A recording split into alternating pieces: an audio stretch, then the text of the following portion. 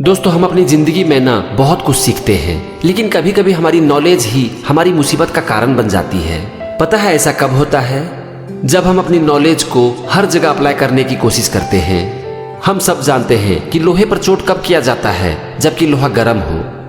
यही चीज़ एक लड़के ने अपने पापा से बचपन में ही सीखा था। वो लड़का बड़ा हो गया और एक दिन एक कंपनी में उसकी नौकरी लग गई। अब आपको पता ही होगा कि जब आप कोई जॉब करते हैं तो वहाँ आपका एक बॉस भी होता है और आपको उनके अंडर में काम करना पड़ता है। एक जॉब में आप अपनी मर्जी से छुट्टी पर नहीं जा सकते हैं। इसके लिए आपको बॉस की परमिशन लेनी पड़ती है। अब एक दिन इस लड़के को छुट्टी की जरूरत पड़ी और उसे पता था कि बॉस जल्दी छुट्टी नहीं देते हैं। तो इसने दिमाग लगाया और अचानक से उसे याद आ गई वो नॉलेज जो कि उसने अपने पापा से बचपन में सीखा था कि जब लोहा गर्म हो तब उसके ऊपर चोट करनी चाहिए। तो उसने मौके का इंतजार करना शुरू कर दिया और एक दिन उसने देखा कि बॉस का मूड एकदम से गर्म था। वो अपने कैबिन में एक एम्प्लॉय को डांट रहे थे और उसके ऊपर चिल्ला रहे थे। उसी समय ये लड़का बॉस के पास चला गया और बॉस से अपने छुट्टी की मांग कर ली। तो बॉस ने कहा कि छुट्टी क्यों, तुम्हारी परमानेंट छुट्टी ही कर देते हैं। हम जिंदगी में जो कुछ भी सीखते हैं ना, उसे हर जगह अप्लाई करने की कोशिश करते हैं, जबकि कोई भी चीज किसी स्टैंड पॉइंट से बोली जाती है और उसे हर जगह अप्लाई नहीं किया जा सकता है।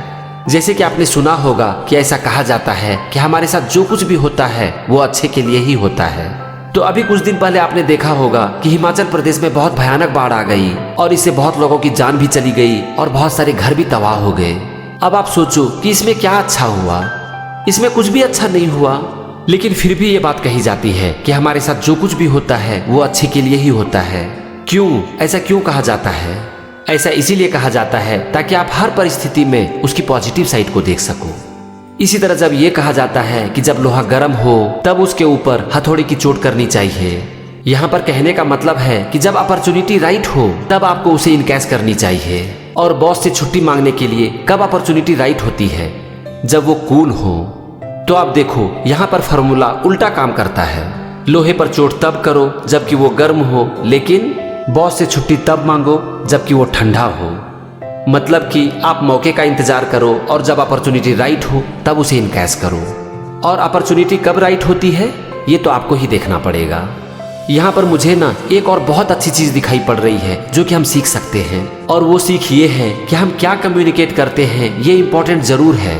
हम कब कम्युनिकेट करते हैं ये भी इम्पोर्टेंट है, लेकिन हम अपनी बातों को किस तरह से कम्युनिकेट करते हैं ये सबसे ज्यादा इम्पोर्टेंट है।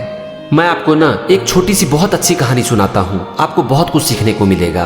यहाँ पर आपको ये सीखने को मिलेगा कि अगर आप अपने सेंटेंस को थोड़ा चेंज कर देते हैं तो इससे कितना फर्क पड़ सकता है।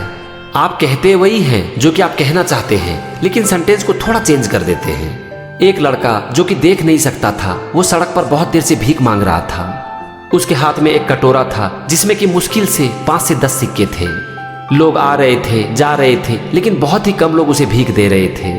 उस लड़के के एक हाथ में कटोरा था और दूसरे हाथ में एक साइन बोर्ड था जिसके ऊपर कुछ लिखा हुआ था। एक आदमी उस रास्ते से गुजर रहा था और अचानक से उसका ध्यान उस लड़के पर चला गया।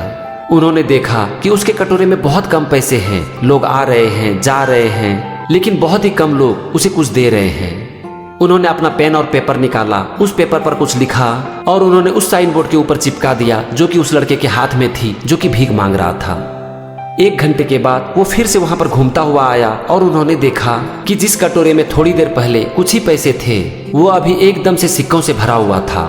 उन्होंने उस लड़के से पूछा कि क्या भाई, तुम्हारे कटोरे में तो पैसे ही पैसे हैं, अभी तो तुम खुश हो ना? इस पर वो लड़का कहता है कि आपने ही मेरे साइन बोर्ड को चेंज किया था। इस पर वो आदमी कहता है कि हाँ, मैंने ही उसके ऊपर कुछ लिख दिया था। तो वो लड़का कहता है कि आपने ऐसा क्या लिख दिया था जिससे कि ये जादू हो गया? इस पर वो आदमी कहता है कि तुमने जो कुछ भी लिखा था मैंने उसे थोड़ा चेंज कर दिया। तुमने लिखा था, please help me, I am blind, कृपया मेरी मदद करो, मैं देख नहीं सकता, और मैंने इसे थोड़ा सा चेंज कर दिया।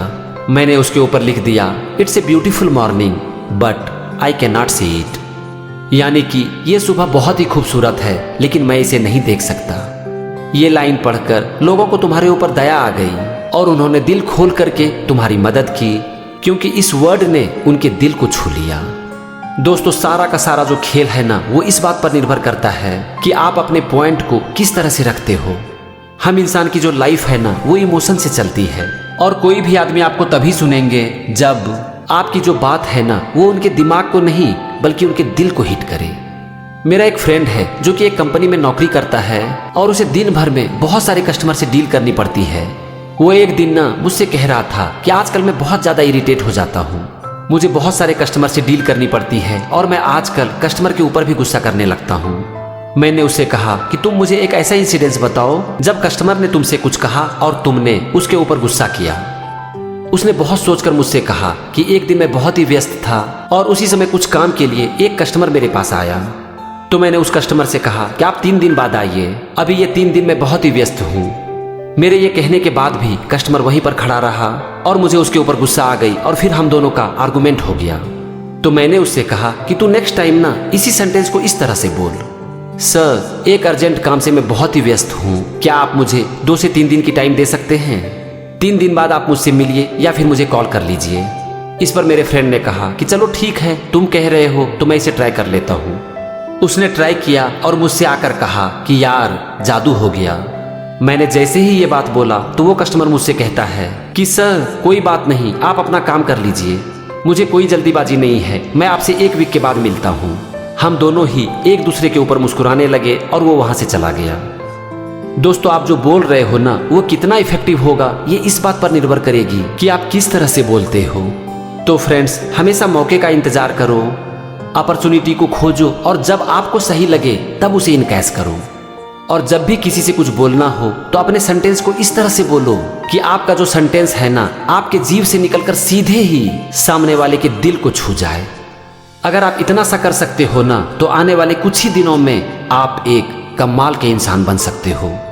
तब तक के लिए अपना ख्याल रखिए। Wish you all the best.